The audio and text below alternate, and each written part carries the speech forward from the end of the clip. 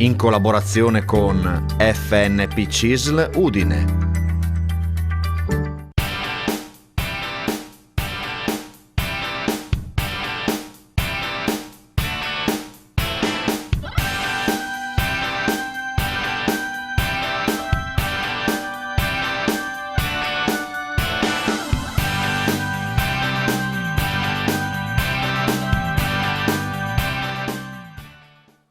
Buon pomeriggio, eccoci al consueto appuntamento con la rubrica Sportello Pensionati.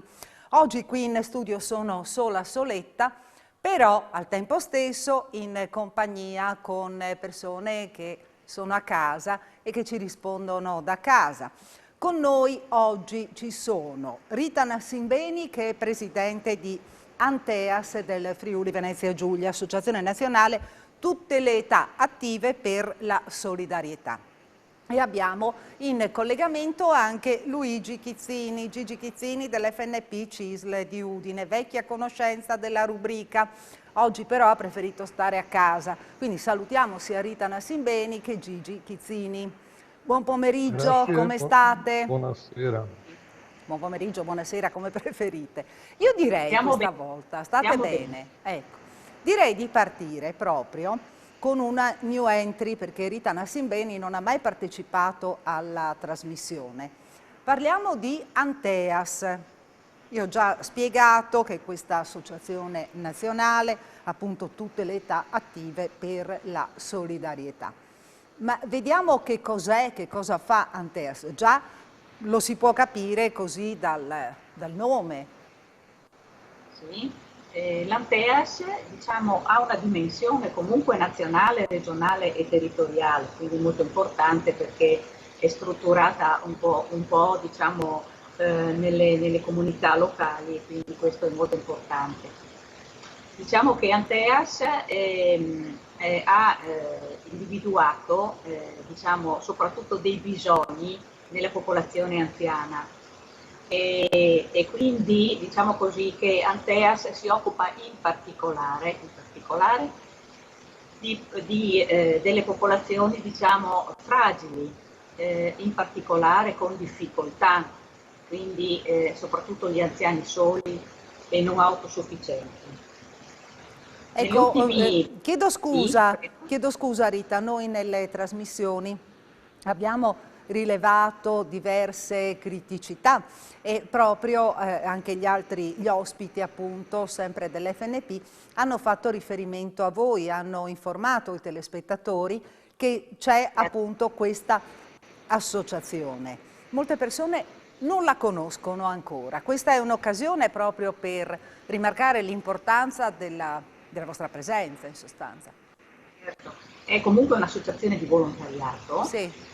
Che ha una sua autonomia, anche se storicamente è nata appunto da una costa del FNP CISL, quindi del sindacato, però oggi Anteas ha una sua autonomia sia gestionale che burocratica amministrativa.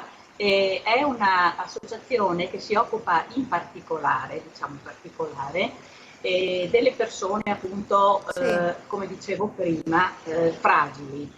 Quindi l'associazione regionale ha un compito particolare, quello di animare, promuovere e formare il volontariato che sempre di più sul territorio si occupa di animazione delle comunità. Quindi noi siamo presenti nelle comunità, siamo presenti nelle realtà dove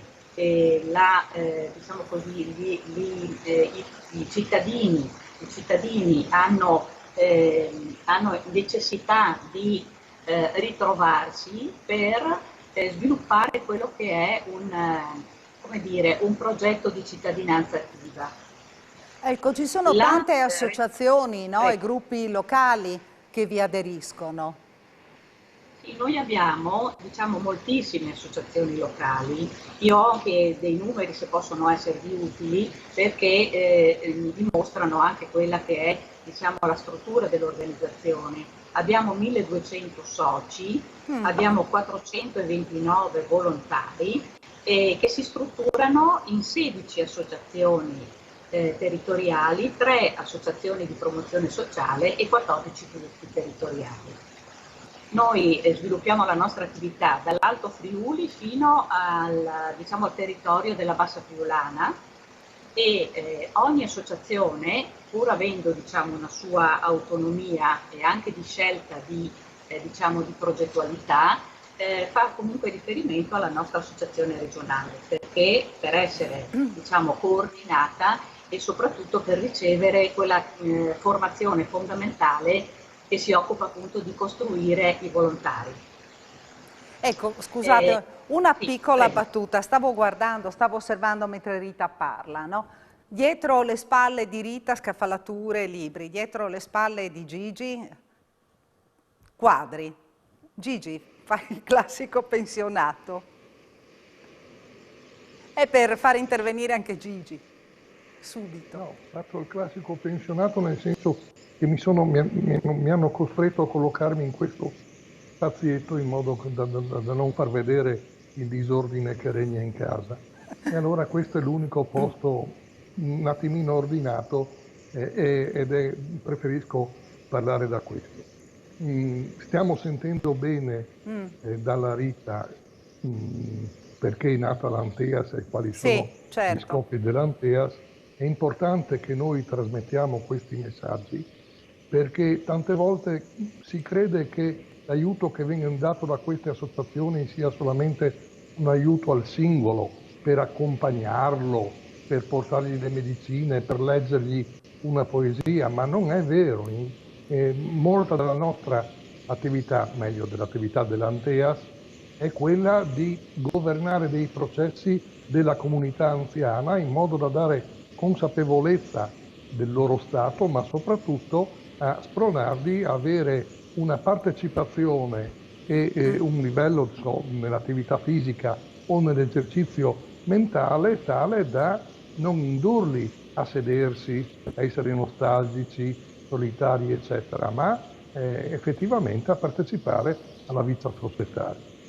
Ecco, io pregherei la regia di mettere in onda magari la locandina che ci fa vedere gli indirizzi di Anteas. Vediamo se la regia è pronta e poi continuiamo a parlare con Rita. Chiedo scusa se l'ho interrotta, era così per far parlare, per far intervenire anche Gigi. No? Segno reciproco. Pronto? Ci siamo? Ecco, no, l'ho persa, non la sento più. Rita? Rita, Sì, no, ci sono. Ecco. Ci sono. Ecco, quindi si diceva che c'è un grande coinvolgimento delle associazioni di volontariato, che quindi traggono anche insegnamento, voi date un certo coordinamento appunto all'intero sistema esiste, di diciamo, volontariato. questa struttura regionale che in qualche modo governa e dà sostegno alle associazioni locali del territorio, perché ogni associazione, come dicevo prima, può individuare un suo percorso autonomo anche rispetto alla progettualità. E voglio fare un esempio anche così molto pratico su un discorso che abbiamo fatto qui nella comunità anche San Domenico, nella quale io abito fra l'altro e dove sono nata anche come volontaria. Diciamo, nella comunità San Domenico noi abbiamo fatto un lavoro, diciamo, di base di questionari alle persone anziane sole, insieme anche con le assistenti sociali, perché per noi era importantissimo individuare quali figure inserire in questa ricerca che abbiamo fatto, e dopo la ricerca abbiamo individuato quindi i bisogni, le esigenze. Quindi non siamo un'associazione che diciamo si inventa delle situazioni per poter sopravvivere, noi proprio voi lavorate sul campo. Dal basso individuiamo i bisogni. No? Ecco, infatti collaborate, chiedo scusa, e collaborate appunto con enti, amministrazioni e anche altre associazioni del terzo settore, no? Proprio diciamo adesso con la costruzione anche di questo importante diciamo, come posso dire, decreto ministeriale che ha in qualche modo avvicinato le associazioni, stiamo costruendo delle reti molto importanti anche con diciamo, sfaccettature diversificate che però ci danno come dire, l'opportunità di ritrovarsi assieme con obiettivi comuni proprio per uno sviluppo di una comunità, diciamo così, dal punto di vista sociale più avanzata. Io mi ero permessa quindi di sottolineare un attimo quello che è, diciamo, un po' la logica del nostro volontariato, quindi di un volontariato di prossimità, quindi di comunità, di vicinato, perché per noi è importantissimo sì il sostegno alle persone fragili e in difficoltà, ma soprattutto, diciamo, è importante la costruzione proprio di una comunità, diciamo, che dal punto di vista sia culturale che sociale diventi una comunità sostenibile. Ecco, quindi questo è un grande lavoro. Chiedo scusa, se una persona ha bisogno, si rivolge a voi perché appunto ha sentito da questa trasmissione che ci siete. Quindi come la indirizzate? Noi questa persona la indirizziamo, intanto diciamo è bene che entri nel nostro sito, perché nel sito ci sono anche tutte le, diciamo, le associazioni locali, quindi dal mio punto di vista una persona, a seconda della residenzialità, deve rivolgersi all'associazione locale più vicina a lei, diciamo, più vicina ai suoi bisogni.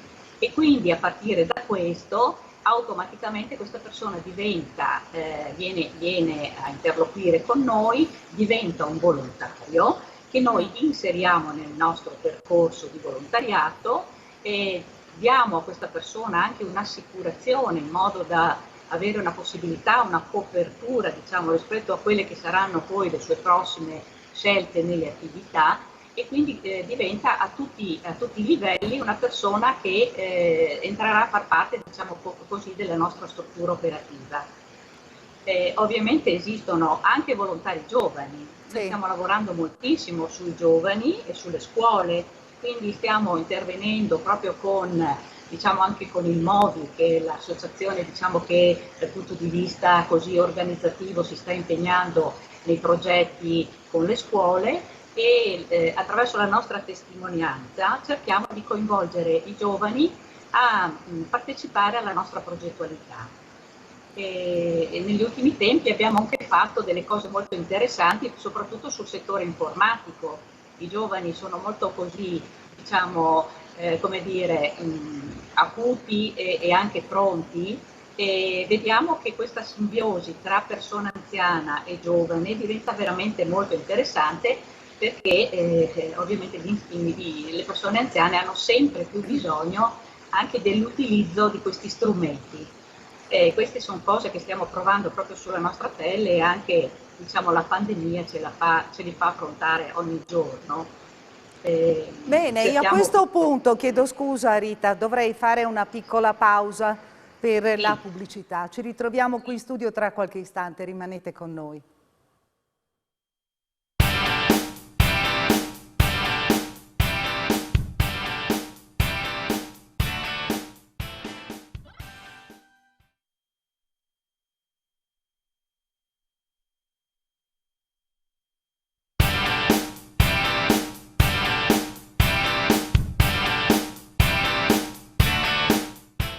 Eccoci qui in studio e vi ricordo che se volete potete cominciare a telefonare 0432 573517 per parlare con i nostri ospiti, oppure inviare sms al 393 186 1551.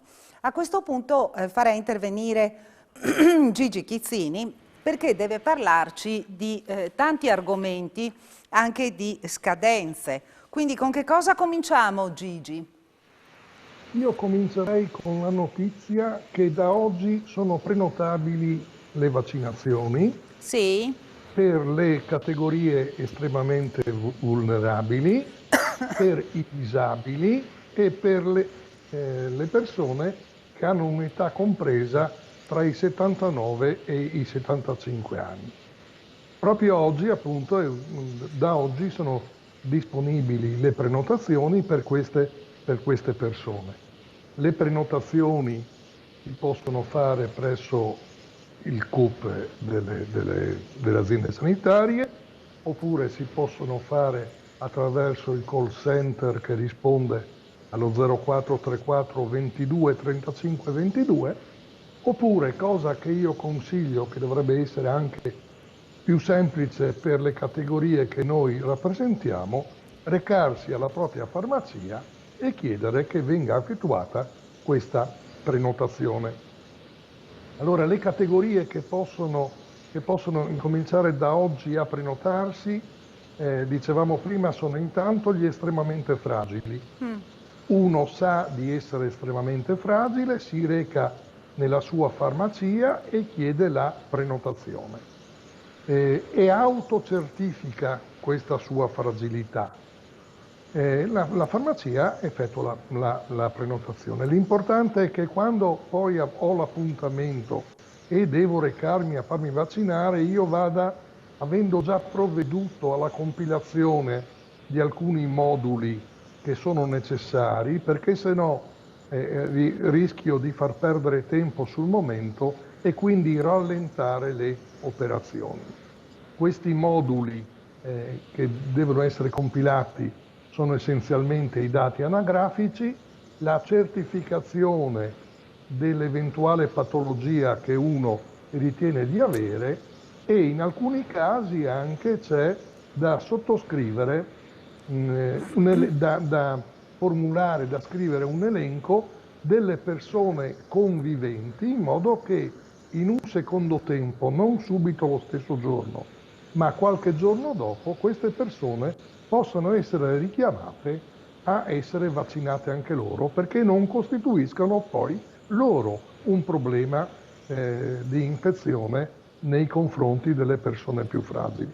Dicevo, persone estremamente fragili che sanno di avere determinate patologie, ma come faccio a saperlo? Beh, c'è sempre il medico curante che sa queste cose, o c'è il farmacista presso cui vado a fare la prenotazione che sa queste cose, oppure un'altra fascia di persone che possono effettuare la prenotazione da oggi, tenendo conto, lo dico qua sottovoce, che il sistema è già andato in tilt un 2 volte oggi, ma comunque un'altra fascia sono i disabili, le persone che sono state dichiarate disabili. E lì la cosa è un po' più semplice rispetto alle patologie che uno pensa di avere o non avere, perché lo stato di disabilità deve essere stato accertato dalle commissioni mediche ai sensi della legge 104, articolo 3, comma 3, quindi stato di grave disabilità. Anche in questo caso uno deve, ma questo è semplice perché è scritto nel verbale della disabilità, uno dichiara la sua disabilità e anche in questo caso deve compilare l'elenco o dei conviventi oppure delle persone che per contratto o per altre cose abitualmente lo assistono, i famosi caregiver, in modo che anche questi possano essere sottoposti a visita. Finisco dicendo che la terza categoria, anzi sarebbe la quarta, ma la terza categoria di persone che possono incominciare a prenotare la vaccinazione sono quelle che hanno un'età compresa tra i 79 e i 75 anni. La comunicazione della Regione non parla di classi di anni di nascita, parla di età, quindi bisogna essere compresi tra i 79 e i 75. Gigi, nel frattempo... Sì, prego. No. Prego, è finito? È una notizia, sì. È una notizia importante, certo. per noi, importante perché finalmente ci incomincia a dare il via a questo tipo di procedura. Poi ci sono le divisioni tra il tipo di vaccino, alcuni riservati a quelli estremamente fragili. AstraZeneca o Pfizer, soprattutto per le categorie. Sentite, vaccinatemi e mettetemi in sicurezza, perché sennò prima o poi io divento cattivo. Cominciamo con i messaggi. Sono titolare di pensione INPS. Dopo la pensione ho avuto un rapporto di lavoro come dipendente pubblico insegnante con regolare contribuzione alla gestione INPDAP. Vi chiedo come posso procedere per utilizzare quest'ultima contribuzione per rivalutare la pensione attualmente percepita? Grazie per la risposta. Gigi, penso che tocchi a te. te, no? Dare una risposta. Immagino che il nostro ascoltatore abbia lavorato dopo l'età della pensione, però non abbia raggiunto un diritto autonomo alla pensione come insegnante. Beh, in questo caso chiede un supplemento di pensione, che è quell'istituto che serve appunto a tutti quelli che sono già pensionati e che continuano a lavorare dopo la pensione. In questo caso viene fatto il calcolo dei contributi versati dopo il pensionamento e viene erogato un supplemento appunto sulla pensione già in godimento. Ecco, io vorrei salutare la signora Franca di San Giorgio di Nogaro. Ci ha scritto che sta indirizzando molte persone a seguire questo programma perché con il nostro modo di esprimerci semplice arriviamo a tutti. Salutiamo la signora Franca e la ringraziamo per i complimenti. Non potevo non leggere questo messaggio. Fa piacere anche a voi, penso, no? Grazie. Certo, ma siccome adesso ce n'è uno ogni trasmissione, non vorrei che la gente pensasse che ci siamo attrezzati perché arrivino, no. È roba spontanea che noi apprezziamo volentieri. Ma possibile, sempre andare a pensare, no? Che ci sia qualcuno che pensa così. Gigi, è vero, siamo un po' positivi, no? Siamo un po' positivi. È vero. Allora, una domanda per voi che siete sempre così chiari. Questa è un'altra persona. Vorrei sapere, per cortesia, se mi spetta il bonus da 2.400 euro. Sono lavoratore stagionale del turismo e la mia NASPI è terminata il 24 gennaio. Bisogna fare domanda? Ho avuto in automatico l'anno scorso il bonus di 600 euro, 600 più 1.000. Grazie e buona serata. Ecco, questo complimento arriva da un'altra persona ancora. Ecco. Questo fa parte del decreto legislativo dell'altro giorno, sul quale si sta ancora ragionando e studiando.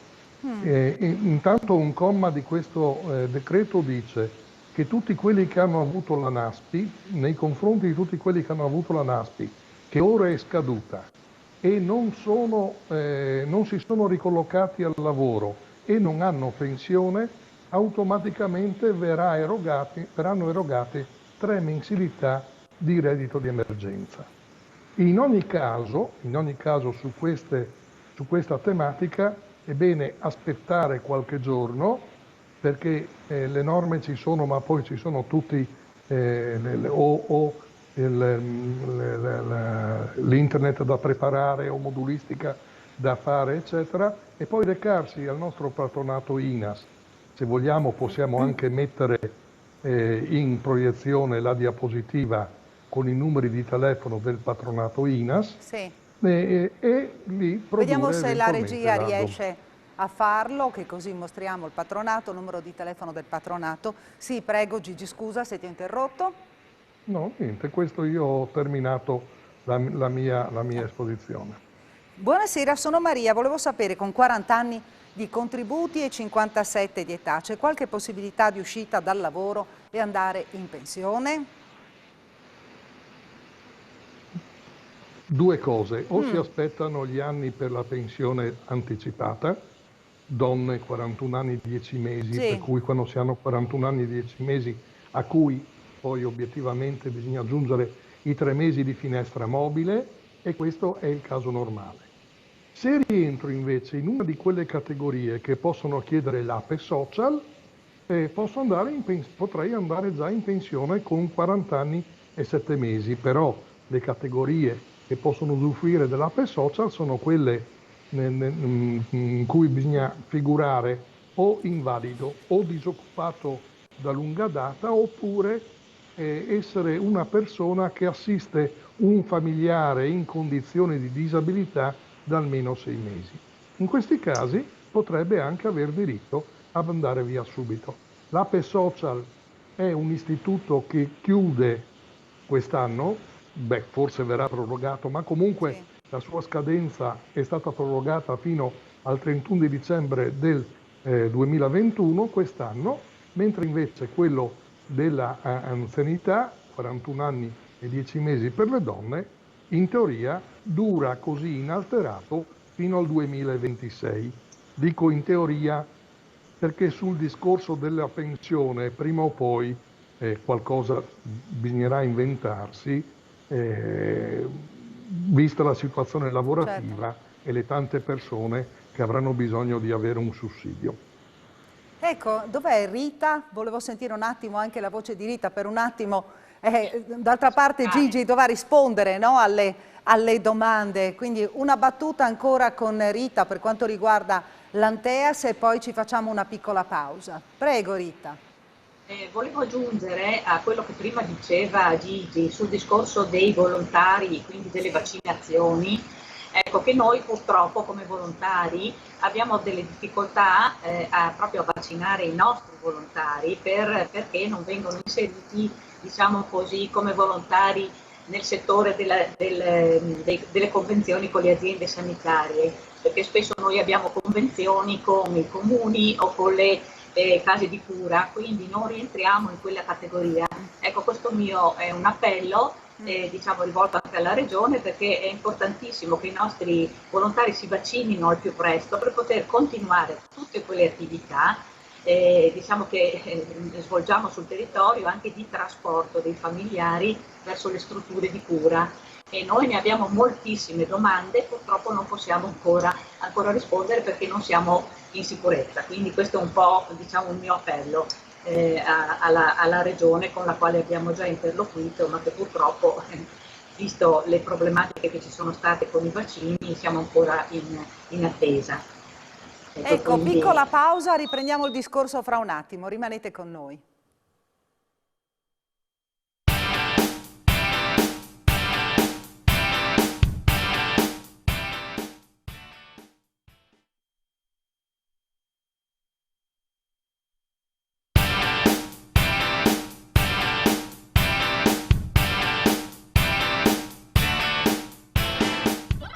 Eccoci nuovamente in studio. Abbiamo perso Rita, il collegamento con Rita, vediamo se riusciamo a ripristinare la linea nel corso della trasmissione.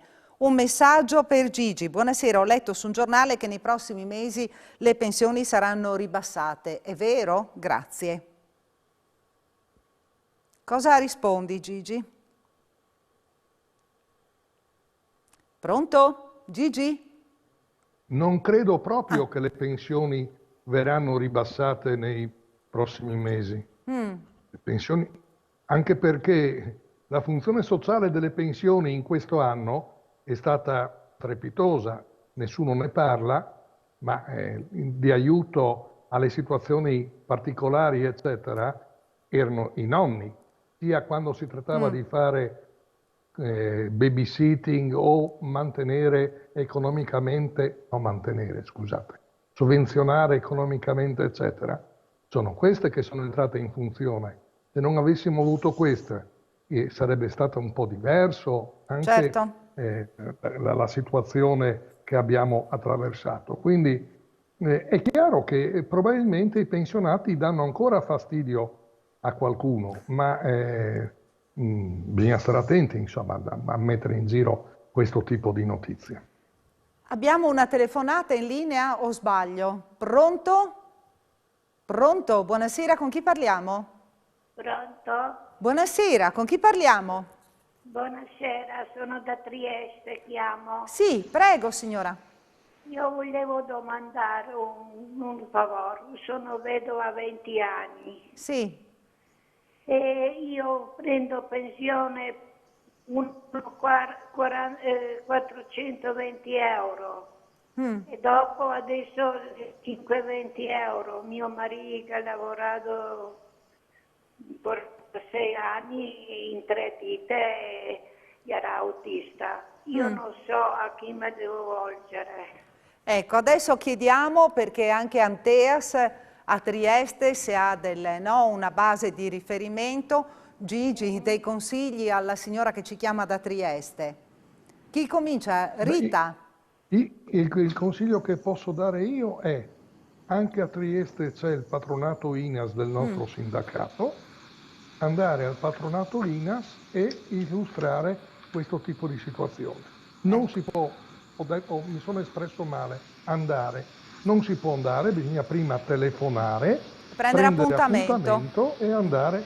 Se dovesse trovare difficoltà, anche a Trieste c'è il sindacato CISL con la federazione pensionati, chiamare la federazione pensionati e per mezzo loro farsi dare un appuntamento al patronato.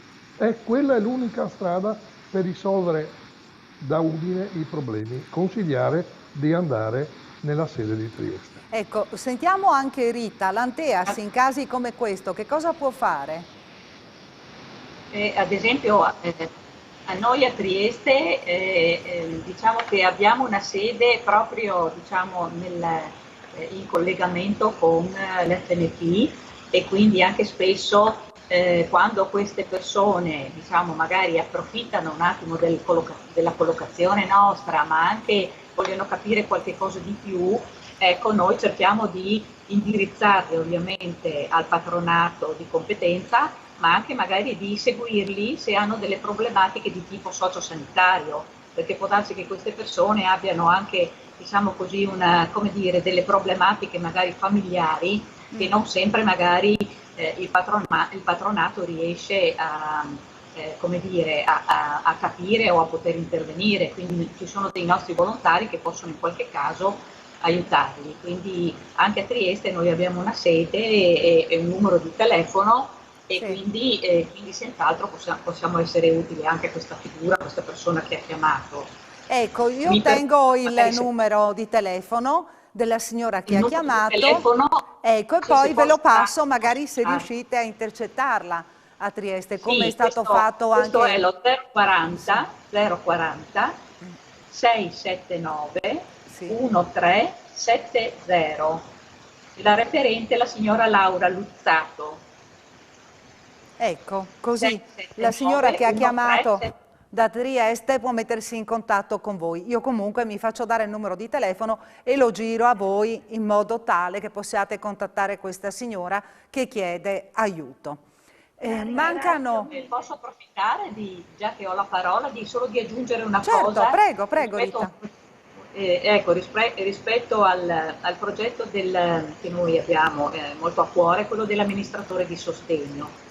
Ecco, questa telefonata mi ha anche un po' così sollecitato questo ragionamento perché ci stiamo impegnando proprio come volontari diciamo così, a costituire questi sportelli territoriali dove appunto le persone possono rivolgersi e noi riusciamo diciamo insieme ovviamente con le nostre esperte e in collegamento con il Tribunale a poter diciamo, iscrivere le persone e a farle diventare amministratori di sostegno se ovviamente avranno le caratteristiche e le qualità, ma anche se parteciperanno ai corsi di formazione che noi periodicamente costruiamo. Quindi questo è molto importante perché quasi ormai dappertutto se ci sono persone fragili o persone che non hanno la possibilità di avere parenti che collaborano, hanno la necessità appunto di un amministratore di sostegno che si occupi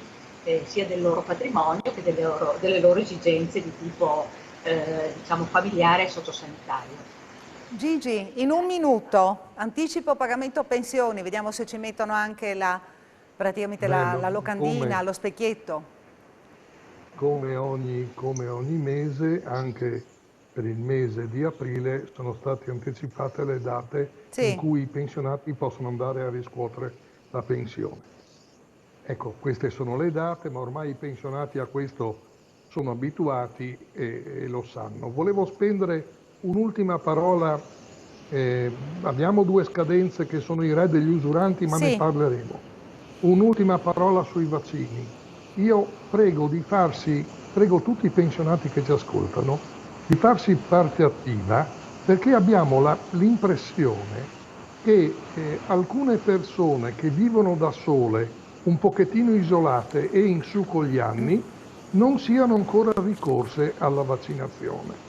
Quindi io prego tutti di farsi carico di vedere se i loro vicini di casa, eccetera, che magari sono soli e anzianotti, si sono fatti parte attiva per avere il vaccino oppure si aspettano che questo arrivi da solo. Bene, ringraziamo Luigi Chizzini, dell'FNP CISL di Udine. Ringraziamo Rita Nassimbeni, presidente di Anteas del Friuli Venezia Giulia. Grazie per essere stati con noi, ringraziamo i nostri telespettatori ai quali do appuntamento a mercoledì prossimo, sempre in diretta alle 18:15. Ci vediamo la prossima settimana con Sportello Pensionati, arrivederci.